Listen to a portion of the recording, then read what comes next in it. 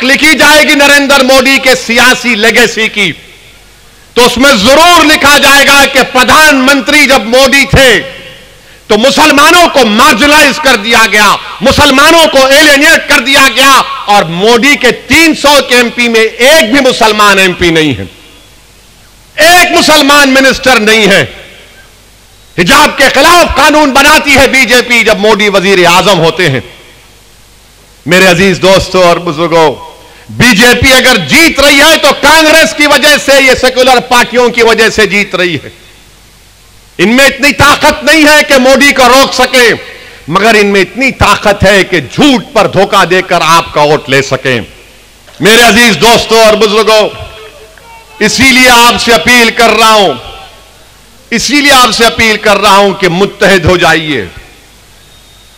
Parliament का चुनाव आएगा तो लाहेअमल दूसरा होगा,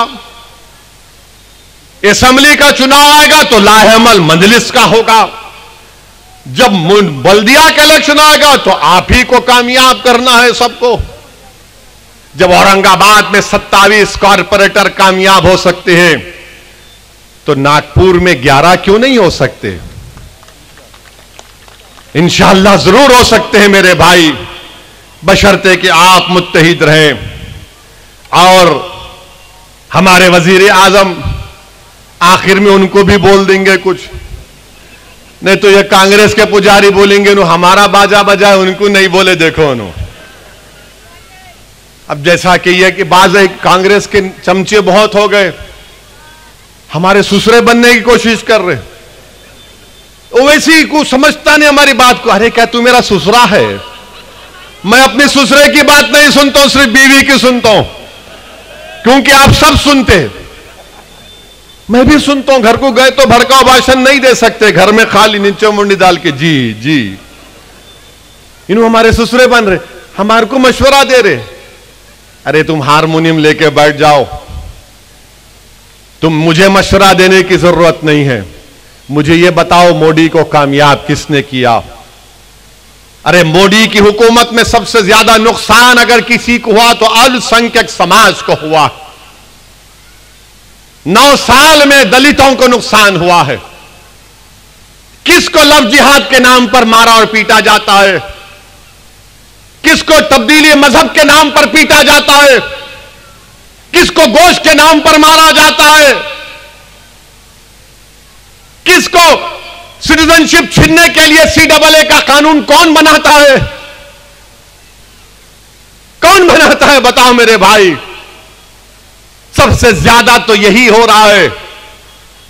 UAPA का कानून बनाया गया, अमित शाह ने बनाया।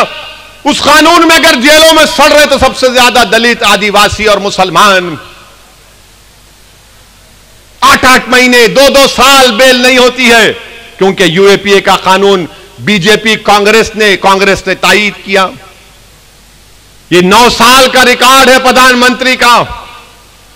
और मैं फिर से कह रहा हूं कि जब तारीख लिखी जाएगी नरेंद्र मोदी के सियासी लेगेसी की, तो उसमें जरूर लिखा जाएगा कि प्रधानमंत्री जब मोदी थे तो मुसलमानों को मार्जिनलाइज कर दिया गया, मुसलमानों को एलियनेट कर दिया गया, और मोदी के 300 के एमपी में एक भी मुसलमान एमपी नहीं है, एक मुसलमान मिनिस्टर नहीं है। हिजाब के खिलाफ कानून बनाती है बीजेपी जब मोदी वजीर आजम होते हैं। मेरे अजीज दोस्तों और बुजुर्गों, बीजेपी अगर जीत रही है तो कांग्रेस की वजह से, ये सेक्युलर पार्टियों की वजह से जीत रही है। इनमें इतनी ताकत नहीं है कि मोदी को रोक सके, मगर इनमें इतनी ताकत है कि झूठ पर धोखा देकर आपका वोट ले सके। अगर मोदी को हराना है तो आइडियोलॉजी पर मुकाबला करो। मोदी को हराना है तो देश की जनता को आरएसएस और मोदी के खिलाफ करो। मोदी को हराना है तो बेरोजगार नौजवानों को हुकूमत के खिलाफ खड़ा करो। मोदी को हराना है 24 में तो किसानों को सामने खड़ा करो, गरीबों को सामने खड़ा करो, जिनकी आमदनी कम हो चुकी है। अगर आज एक मजदूर 100 रुपये कमाता था तो आज सिर्फ 50 रुपये कमा रहा है, और एक अमीर अगर आज 100 रुपये कमा रहा था तो आज 120 रुपये कमा रहा है। मगर ये लोग मोदी से मुकाबला करना नहीं जानते। ये कहना चाहते हैं कि सबसे बड़ा हिंदुत्व का नेता कौन है। इसीलिए महाराष्ट्र में आप देख रहे कि कांग्रेस और शरद पवार मिलकर उद्धव ठाकरे को मुख्यमंत्री बनाना चाहते हैं, जिसने विधानसभा में खड़े होकर कहा था कि हां, हमने बाबरी मस्जिद को शहीद किया था।